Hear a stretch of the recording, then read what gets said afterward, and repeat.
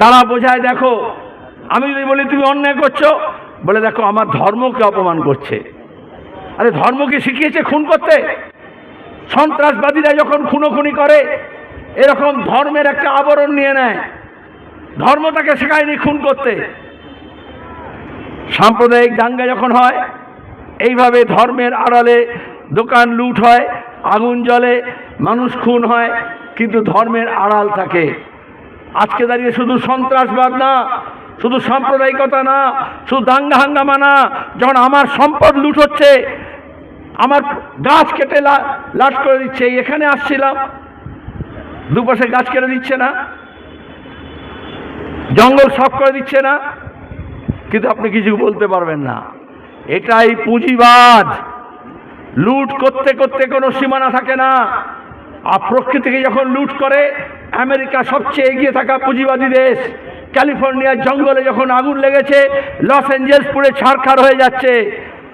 পুঁজিবাদ বোমা বানাতে পারে, মানুষকে ধ্বংস করতে পারে, প্যালেস্টাইনের ওপরে ইসরায়েলকে দিয়ে গণহত্যা করতে পারে, শিশু হত্যা করতে পারে, কিন্তু একটা জঙ্গলের আগুন নেভাতে পারে না। আরো বরঞ্চ দাবানলের মতো আগুন ছড়িয়ে যায়। আর এই জন্যই শতরূপা তো কথা বললো, তাহলে আসলে শাসন প্রশাসনকে তো মানবিক রূপ নিতে হবে, মানুষের কল্যাণে কাজ করতে হবে। বলে না না, আমি তো তোমাকে দিলাম 500 টাকা দিচ্ছি, 1000 টাকা দিচ্ছি, আমাকে ভোট দাও। ও অনেক ভালো করে বুঝিয়ে বলল, গোটা দেশে আমি যখন যুব আন্দোলনের কর্মী গোটা দেশে ঘুরতাম, আমাদের যুবক কর্মীদের একটা স্লোগান শেখাতাম, पैसा हमारा आपका नहीं किसी का बाप का। ওই যে বলেছিলাম না যে আসলে আমরা রোজগার করি, গরিব মানুষ, মেহনতি মানুষ, একজন সাইকেল সারাই করে, একজন টায়ারের পাংচার ঠিক করে, একজন রাজমিস্ত্রি কাজ করে, একজন কাঠমিস্ত্রি কাজ করে, একজন চাষি কাজ করে, তবে তার কাছে পয়সা আসে। পয়সা কোনো অভিষেকের না, পয়সা কোনো মোদির না, পয়সা কোনো মমতার না, ওরা কোনো কল কারখানায় কাজ করে না। আপনি মা হয়ে সবসময় বলেন আমার ছেলের যদি একটা চাকরি হতো, একটা কাজ হতো, তাহলে টাকা রোজগার করতো। তাহলে যারা কাজ করে না তার কাছে টাকা আসে কোত্থেকে? পয়সা হামারা আপকা নেই কিসি কা বাপ কা। আর ওরা দেখায় যে না এটা বাপের টাকা আছে।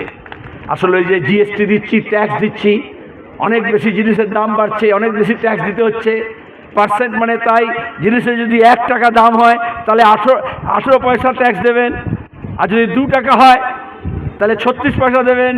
তাহলে জিনিসের দাম বাড়ালে মোদি মমতার লাভ হচ্ছে, আপনার ক্ষতি হচ্ছে। এইখানে সরকারের সঙ্গে আপনার বিরোধিতা। আর আমরা যখন বিরোধিতা করব বলে বিরোধী শূন্য করে দাও। পুরসভায়, পঞ্চায়েতে, কোঅপারেটিভে, স্কুলে, কলেজে, মাদ্রাসায়, বিশ্ববিদ্যালয়ে কোনো বিরোধী থাকবে না। আর বিরোধী না থাকলে কি হয় দেখেছেন? কারা বলে বিরোধী থাকবে না?